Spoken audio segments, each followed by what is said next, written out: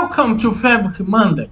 Today we'll talk about how to chat with your data using ChatGPT and OpenAI on Azure. Let's go directly to an example. I'm using a dataset extracted from the Eurostat called NUTS, Nomenclature of Territorial Units for Statistics. If you click this link, you will be downloading this Excel file. I model a bit Excel file, so you will see specific tables, not exactly the spreadsheets on the Excel file.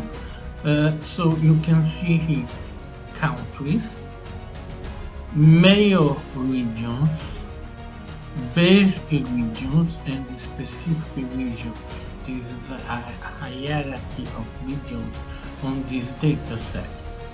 Besides that, the specific regions they can be mountain regions, metropolitan regions, island regions, coastal regions, or border regions. So the regions can have these classifications. How will we check with our data? How will we ask questions to our data and get the answers from our data? We need OpenAI. Another way to call it is an LLM, large language model. So I deployed a model inside the OpenAI Studio on Azure. GPT-3.5 Turbo 16K. 60K, it means that it supports up to 60K tokens, basically 60K characters on the message. The total message, which is the question and the answer, supports up to 60K. The model is deployed. I'll use this model in a notebook. Here is the notebook. The notebook will be used as an example of what we can do in relation to talking to our data. First, we need to install the semantic kernel library. So, pip install semantic kernel. Let's execute. That's it, the semantic kernel library is installed. Now we have the semantic kernel installed, we need to deal with what is called skills. The semantic kernel has the concept of skills. We need to deal with that. There is an example on this link where you can download a small set of skills. But the best solution is to customize our own skill. We need to understand what a skill is to customize one. The skills can be stored in the files area, files, skills, data skills. I have many skills here, and I have one customized called Geo model.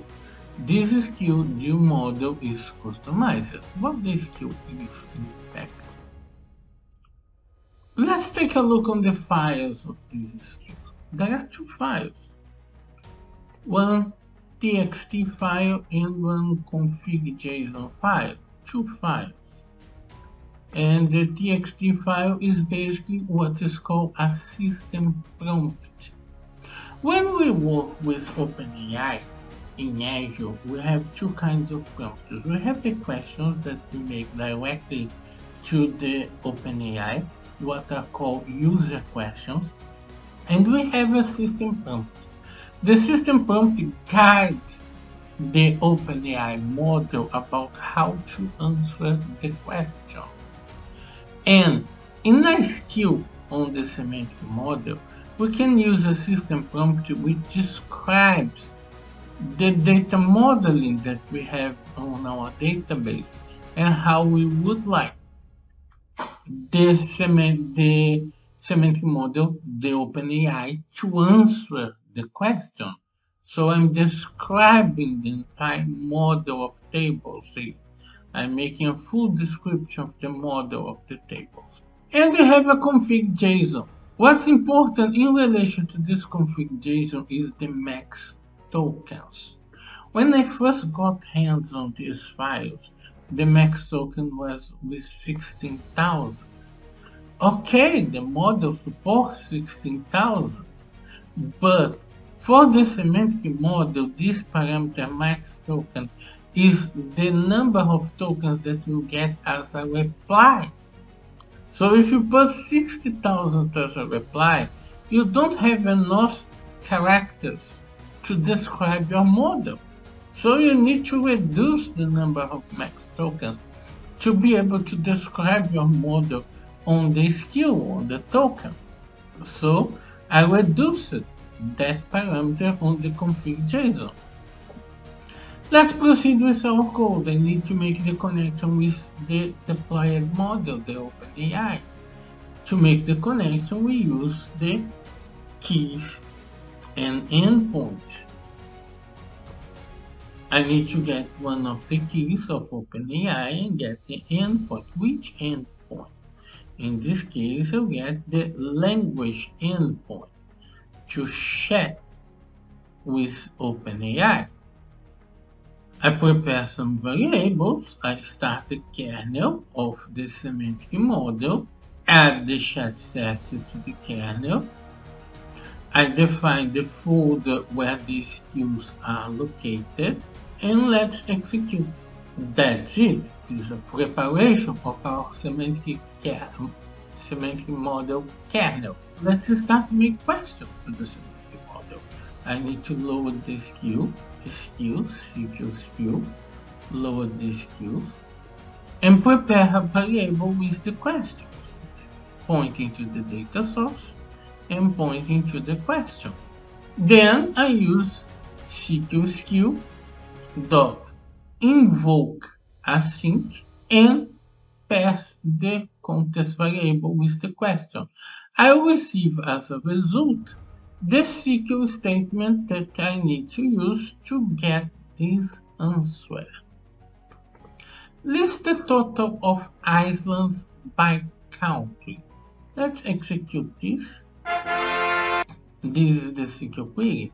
So I will execute this SQL query on the SQL endpoint of my lakehouse. Total of islands by country. The number of islands each country has. Other question, as an example, list the total of metropolitan regions by country. Let's execute, and I can get the query and run on my SQL endpoint. That's it, the total of metropolitan regions by country. I'm talking to my model, I explained my model to OpenAI, and I'm using OpenAI to answer questions over my model, which is a custom model. That's great. But how do we really use this? The architecture that we can build to use this may vary a lot. Let's see an example. Let's talk a bit about a project architecture to use this resource. So we can have a user. I will not even mention the user interface the user will be using. It can be anything. It can be a Windows application, web application, anything. But from the user interface, the question is sent to an Azure function, for example. The Azure function sends the question to another Azure function, which is responsible to use OpenAI to transform the question in a SQL query. Then returns the SQL query, and the starting function uses that SQL query to query the SQL endpoint of the lakehouse in Fabric. So we have an architecture that we can use to chat with our data. Thank you very much for watching. See you next week.